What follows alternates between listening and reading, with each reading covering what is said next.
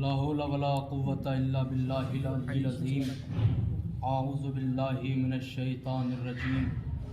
بسم اللہ الرحمن الرحیم. الحمد للہ الذی ہدانا لہذا وما كنا لنہتدی لولا ان ہدانا اللہ. لقد جاءت رسل ربنا بالحق.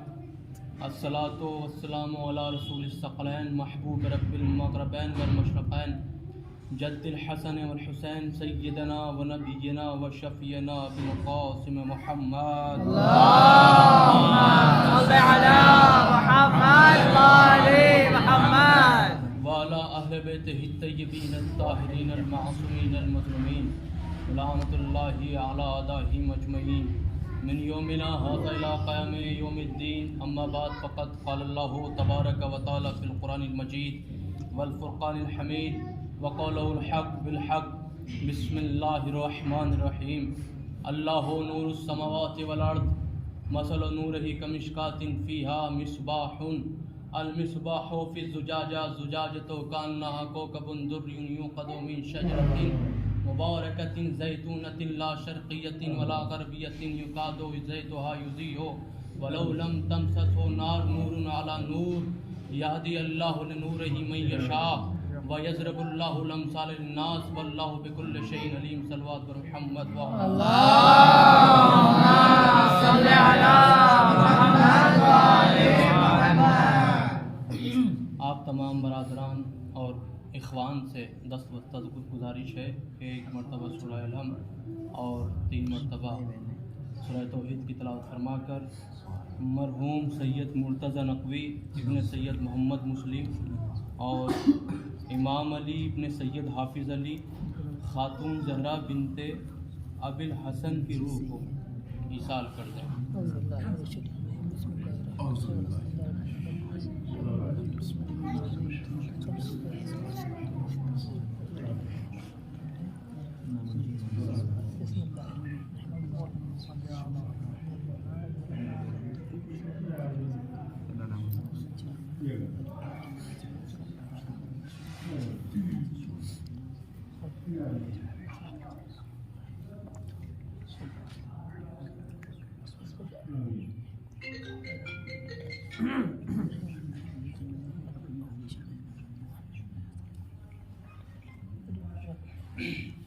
صلوات پر محمد وآل محمد.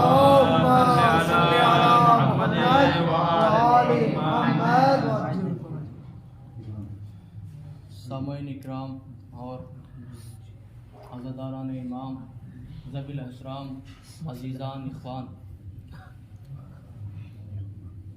کل آپ حضرات کی بارگاہ میں قرآن کریم کے حوالے سے کچھ گزارشات اور معروضات آپ حضرات کی سماعتوں کے حوالے کی تھی. قرآن مجید جو کہ اہل بیت علیہ السلام کے وزن کے لیول کا ہے، وزن رکھتا ہے جتنا اہل بیت کی شفقت و مہربانی میں وزن ہے، جو ان کا معیار ہے وہی قرآن کریم کا بھی معیار ہے. قرآن کریم اپنے غمزدہ اور مایوس کن افراد سے بار بار خطاب کر رہا ہے. کیا؟ لا تحزن ان اللہ معنا، کہ غمگین نہ ہو، پریشان نہ ہو. کیوں نہیں ہو؟ کیونکہ خدا ہمارے ساتھ ہے. پھر انسان، اچھا اس کا ریزن کیا ہے کہ انسان اپنی لائف میں، اپنے جیون میں کیوں دکھی رہتا ہے، کیوں پریشان ہوتا ہے؟ کیا وجہ ہے؟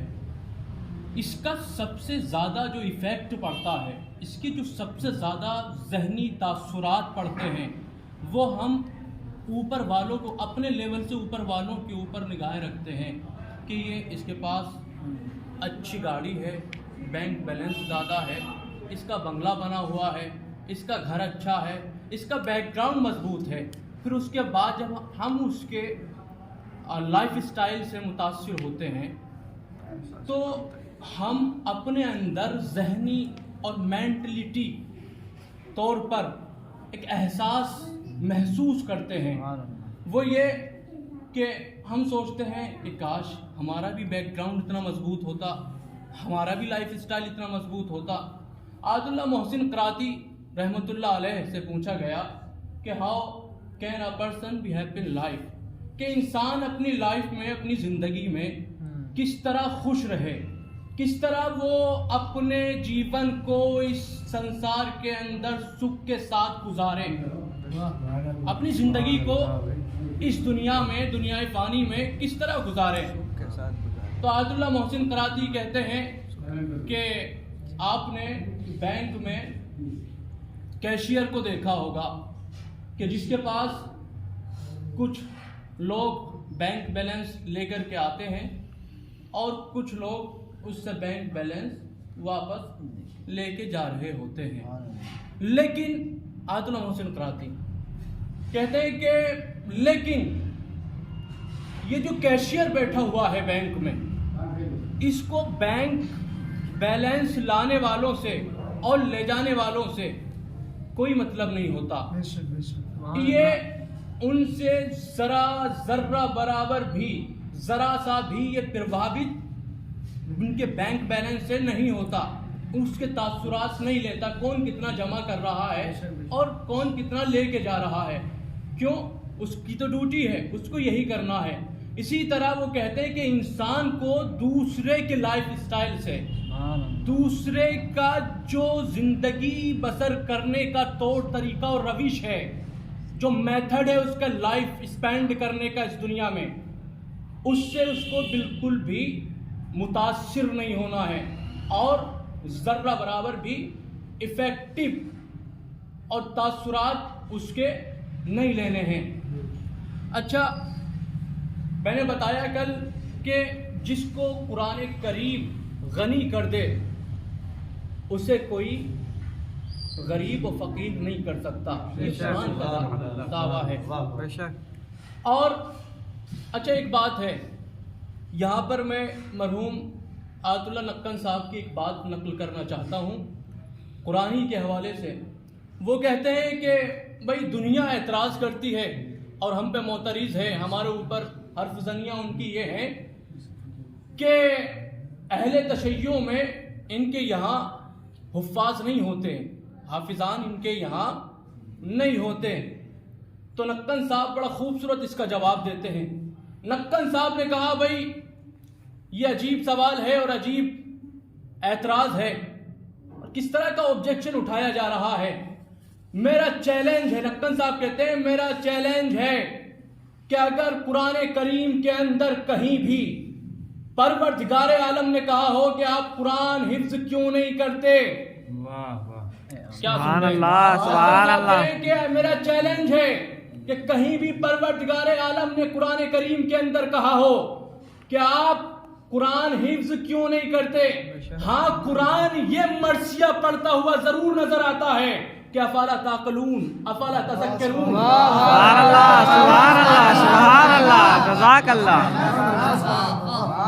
قرآن کا گریہ و مرثیہ یہی ہے، قرآن بار بار ہر موڑ پہ آ کے کہہ رہا ہے کہ کیوں غور و فکر نہیں کرتے، کیوں تذکر و تفکر نہیں کرتے، کہاں گمراہ ہو۔ صلوات پڑھ محمد وآل محمد،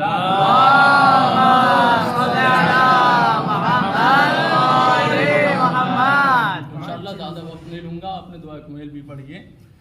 صلوات پڑھ محمد وآل محمد۔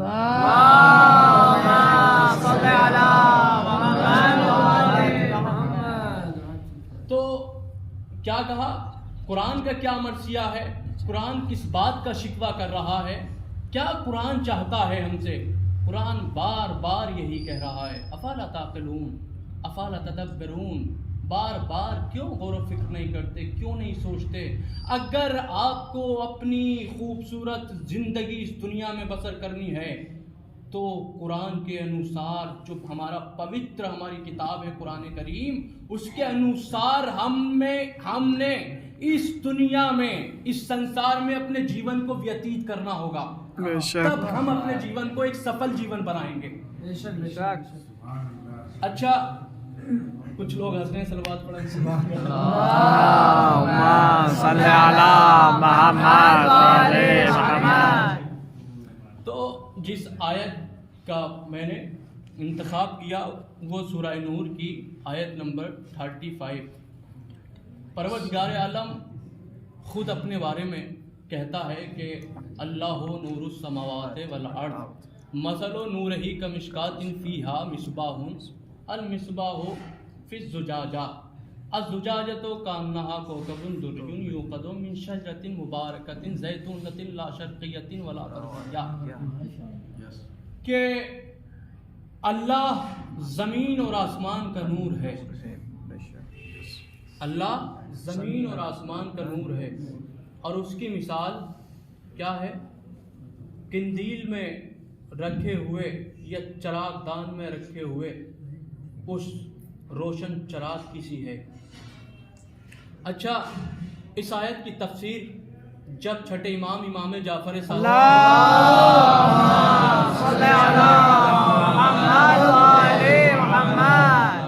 سے دریافت کی گئی تو امام نے کہا کہ یہ مصباح سے مراد ہماری جدہ فاطمۃ الزہرا سلام اللہ علیہا،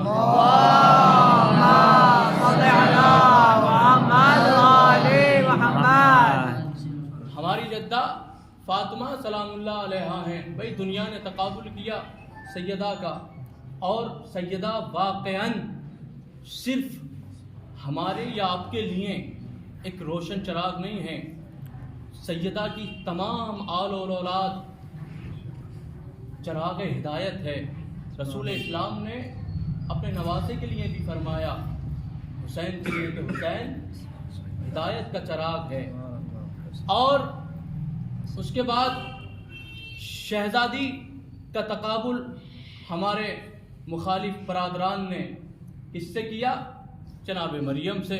کل آپ حضرات کی سماعتوں کے حوالے کر چکا تھا، جناب مریم سے کیا۔ جناب مریم کے بارے میں اہل سنت برادران کے بہت بڑے عالم دین جناب آلوسی وہ یہ کہتے ہیں کہ مریم خود ایک پیغمبر تھی، مریم خود ایک نبی تھی، لیکن میں انہیں نبی تسلیم کرتے ہوئے بھی فاطمہ کو مریم سے افضل سمجھتا ہوں۔ سبحان اللہ سبحان اللہ۔ فاطمہ کو افضل سمجھتا ہوں، مریم کو ایک پیغمبر ایک نبی سمجھتے ہوئے بھی۔ آلوسی نے کہا بھائی فتوے ہم پہ لگاتے ہیں، کہتے ہمیں ہیں، سوالات ہم پہ اٹھاتے ہیں، معترضین حضرات ہمارے آگے ہمارے منہ پہ چڑھ کے ہم سے سوالات کرتے ہیں۔ بھائی کیوں پوچھتے ہو؟ پوچھنا ہے تو اپنے اپنے بڑے اکابرین سے اور اپنے اپنے بڑے بڑے علماء سے جا کے سوال کریے کہ مریم کو پیغمبر بتا دیا اور تم کہتے ہو کہ ہم انبیاء سے افضل بتاتے ہیں؟ نہیں۔ اس کے بعد جناب فاطمہ زہرا سلام اللہ علیہا کے لیے کیا کہا رسول اسلام نے؟ ام ابیہا۔ ام ابیہا جو چھوٹے برادران ہیں جو ابھی تھوڑے نیچے درجے میں، ان کے لیے بتا دوں، ام کہتے ہیں ماں کو، ابی ہا یعنی اپنے باپ کی ماں۔ اچھا قرآن کریم نے نبی کی ازواج کو، نبی کی جتنے بھی میسنجرز آئے ہیں اللہ کی طرف سے، جتنے بھی پیغمبران آئے ہیں اللہ کی طرف سے، ایلچی ڈاکیا جتنے بھی آئے ہیں، ان کی جو وائفز ہیں، خاص کر رسول اسلام صلی اللہ علیہ وآلہ وسلم،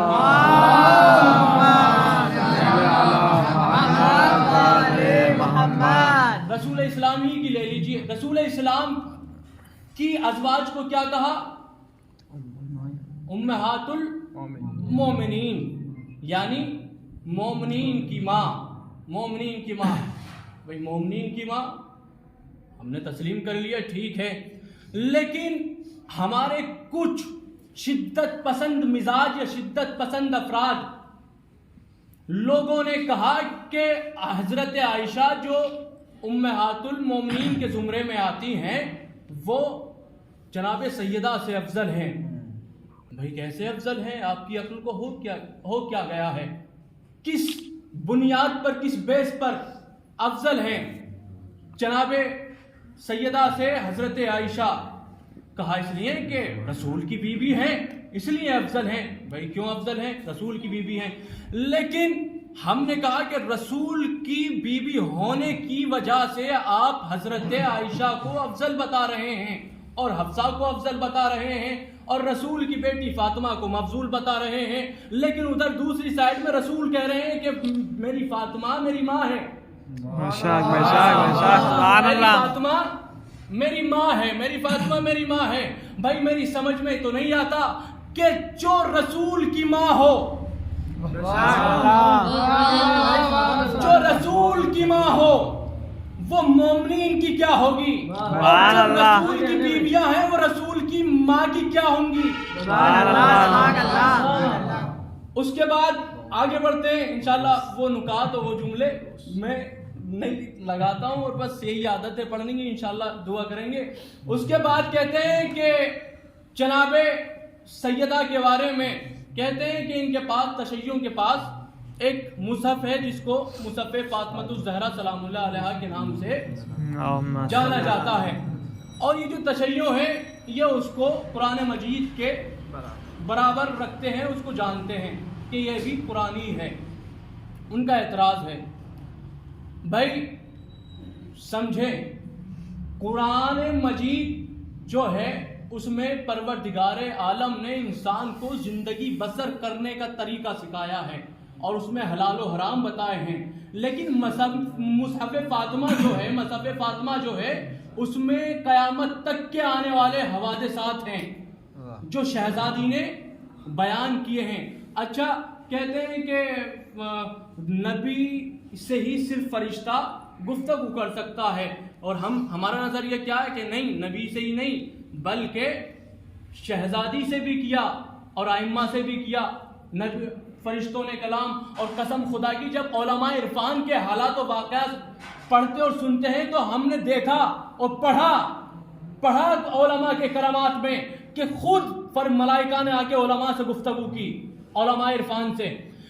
تو ان کا سوال کیا ہے کہ یہ کہتے ہیں کہ شہزادی سے پیغمبر کے ملائکہ نے فرشتوں نے کیا کیا؟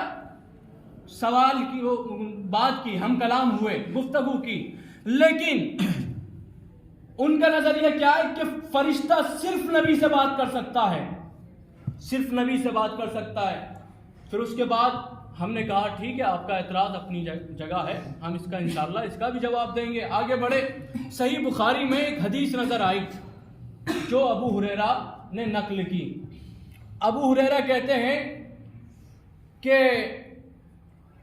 بنی اسرائیل کے لوگوں سے ملائکہ نے گفتگو کی، بنی اسرائیل کے لوگوں سے فرشتوں نے گفتگو کی، ہم کلام ہوئے. پھر اس کے آگے ابو ہریرہ کہتے ہیں کہ بنی اسرائیل کو تو چھوڑیے، باقاعدہ صحیح بخاری میں ہے ابو ہریرہ سے، بنی اسرائیل کو چھوڑیے، ہمارے خلیفہ دوم سے بھی فرشتوں نے بات کی، حضرت عمر سے. بھائی یہ کس معیار پہ آ کر کے آپ بات کر رہے ہو؟ کیا آپ کے اندر کتنا راسخ ہو گیا ہے شیطانی کردار کتنا رچ و بس گیا ہے؟ آپ کے پاس یہ صحیح کہا جاتا ہے کہ دشمنان اہل بیت کے پاس سوچنے سمجھنے کی صلاحیت نہیں ہوتی، چھین لی جاتی ہے، چھین لی جاتی ہے. کیا کہا ابو ہریرہ نے کہ خلیفہ دوم سے ملائکہ ہم کلام ہوئے، بات کی. بھائی یہ کیسا سوال ہے؟ میری تو سمجھ میں یہی نہیں آتا کہ جو 40 سال کے بعد اسلام لے کر کے آیا ہو اس سے ملائکہ ہم کلام ہو سکتے ہیں، اور جسے رسول اپنی ماں فاطمہ کہہ رہے ہیں اس سے ہم کلام کیوں نہیں ہو سکتے؟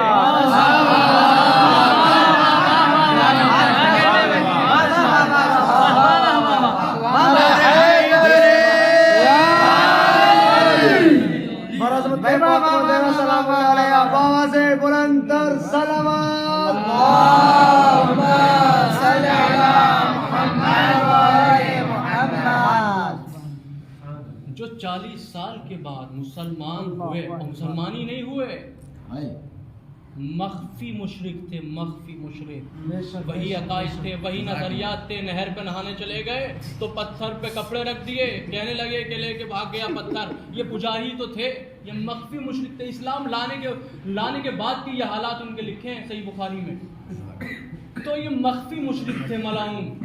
لیکن کیا قیامت انہوں نے رسول کی بیٹی فاطمہ پر ڈھائی ہے کہ 40 سال کے بعد اسلام لائے، اور قیامت تو رسول کی بیٹی فاطمہ پر یہ ٹوٹی کہ 40 سال کے بعد اسلام لانے والوں نے رسول کی بیٹی فاطمہ سے دربار میں گواہ مانگے اور رسول کی بیٹی کو جھٹلایا گیا۔ عزادارو، زینب کبریٰ یزید کے دربار میں گئیں، ابن زیاد کے دربار میں گئیں، لیکن زینب کبریٰ کو جھٹلایا نہیں گیا۔ یہ تو مسلمانوں کا دربار تھا، یہ تو اپنے وقت کے خلیفہ بنے بیٹھے تھے اور سچے پکے مسلمانوں کے خلیفہ تھے، ان کا تو کوئی بھی منکر نہیں ہے۔ برادران اہل سنت میں انہوں نے رسول کی بیٹی کو دربار میں جھٹلایا۔ بس کس طرح سے سیدہ پر انہوں نے ظلم و مسائل ڈھائے۔ سیدہ جب دربار میں پہنچی ہیں تو سیدہ نے ابی قحافہ سے سوال کیا، کیا کہ یبن ابی قحافہ آفی کتاب اللہ تریس و باک ولا ریس و ابی، اے ابی قحافہ کیا یہ کتاب خدا میں لکھا ہوا ہے کہ تمہیں تمہارے بابا کی وراثت مل سکتی ہے اور مجھے میرے بابا کی وراثت نہیں مل سکتی؟ ہاں عزادارو، دل کھول کے گریہ کیجئے گا، انشاءاللہ 5 سے 10 منٹ آپ حضراتوں کو مصاب کرنا چاہتا ہوں سیدہ کے مصائب سے۔ سیدہ کے در پہ آ گئے مسلمان آگ اور لکڑیاں لے کر کے۔ میں نے کل عرض کیا تھا کہ ورقہ نے دیکھا، ورقہ ابن عبداللہ یزدی نے دیکھا کہ سیدہ کے گھر سے دھواں اٹھ رہا ہے، اور ورقہ کہتا ہے کہ میں نے اپنے رسول سے سنا ہے کہ جس گھر میں موت ہو جائے اس گھر میں 3 دن تک چولہا نہ جلایا جائے۔ ارے جب رسول کی بیٹی فاطمہ ہی اپنے بابا کے فرمان پہ عمل نہیں کرے گی تو کون کرے گا؟ ورقہ جیسے ہی آیا، ورقہ نے دیکھا، کیا دیکھا کہ سیدہ کے در کو آگ لگی ہوئی ہے، سیدہ کے در سے دھواں اٹھ رہا ہے۔ ہاں عزادارو، کیا ہوا کہ کچھ مسلمان آئے، نام نہاد مسلمان، اور علی کے گلے میں رسی ڈال کر کے لے جانے لگے۔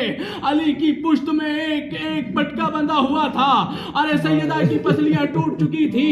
علی کے پٹکے میں سیدہ نے ہاتھ ڈالا، ڈالنے کے بعد روکنا چاہا، بھلا حسن ذرا رک جاؤ، لیکن مسلمانوں نے علی مرتضیٰ کے گلے میں رسن باندھی ہوئی تھی اور گھسیٹ رہے تھے، ادھر سے سیدہ اپنے والی وارث کو کھینچ رہی تھی۔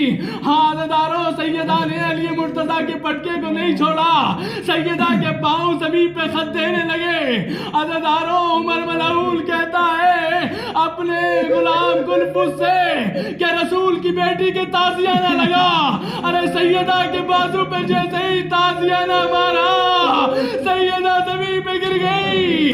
ہاں عزادارو، جیسے ہی علی مرتضیٰ کو دربار میں لے کے پہنچے اور حکومت وقت کے جو سربراہ تھے، جو حکومت وقت تھی، وہ ٹیکس قبول کر رہی تھی، سب سے ٹیکس قبول کیا جا رہا تھا، لیکن دیکھا کہ کلفس کا ٹیکس معاف کر دیا گیا ہے اور کلفس کو کچھ انعام بھی دیا گیا ہے۔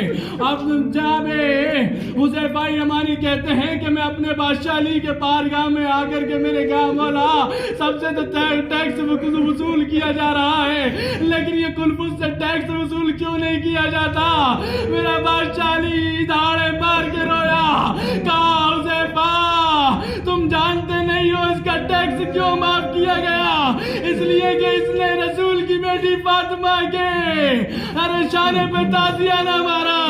ہاں عزادارو، دل کھول کے روئیے گا، دل کھول کے گریہ کیجئے گا.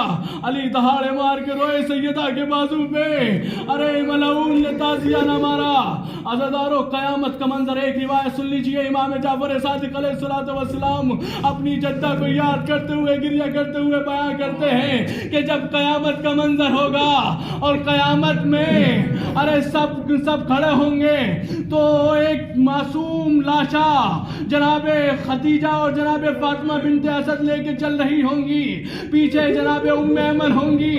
ہاں یہ واہ حسینہ واہ فاطمہ کی صدائیں بلند کرتے ہوئے قیامت کے روز ارے آگے بڑھ رہی ہوں گی. جیسے ہی عرش الہی کے زیر سایہ آ جائیں گی تو پوچھیں گی, سوال کریں گی کہ فاطمہ کہاں ہے, فاطمہ کہاں ہے. ہاں عزادارو اتنی ہی دیر میں سیدہ اپنی سواری پر سدرہ پر بیٹھتی ہوئی فاطمہ آئیں گی اور کہیں گی اپنے رہوار سے کہ ذرا ٹھہر جا. سیدہ جیسے ہی ٹھہریں گی ارے ناکے سے اترنے کے بعد سیدہ اپنے بچے محسن کا لاشا لے گی اور لینے کے بعد کہیں گی بھائی یہ ذنبن قتلت, ارے اس بچے کو کس جرم کی پاداش میں قتل کر ڈالا. ہاں عزادارو عرش الہی میں لرزہ آ جائے گا. اس کے بعد سیدہ کہیں گی پروردگارا آج تجھ سے حسین کی ماں رسول کی بیٹی فاطمہ انصاف چاہتی ہے, انصاف چاہیے. آواز قدرت آئے گی فاطمہ کیا انصاف چاہتی ہو؟ کہا قدرت میں پہلے یہ چاہتی ہوں, میں نظارہ دیکھنا چاہتی ہوں روز محشر کا کہ میرے حسین کو کس طرح کربلا میں قتل کیا گیا. ہاں عزادارو قدرت کے کہنے سے وہ روز محشر کا خطہ زمین کربلا بلند ہوگا اور سیدہ اپنے آنکھوں سے نظارہ دیکھیں گی کہ ایک مظلوم ہے جو اپنے ذوالجناح پہ سوار ہے, ارے ایک ملعون ہے جو حسین کا لباس پکڑ کے ذوالجناح سے گرا رہا ہے اور حسین کے سر کو تن سے جدا کر رہا ہے. عزادارو سیدہ واہ حسینہ کی صدائیں بلند کریں گی اور کہیں گی پروردگارا مجھے اس مخلوق نے دنیا میں چین سے نہ رہنے دیا اور اس تمام والا قتل کردہ. ان للہ و انا الیہ راجعون. ضم قضاء و تسلیم.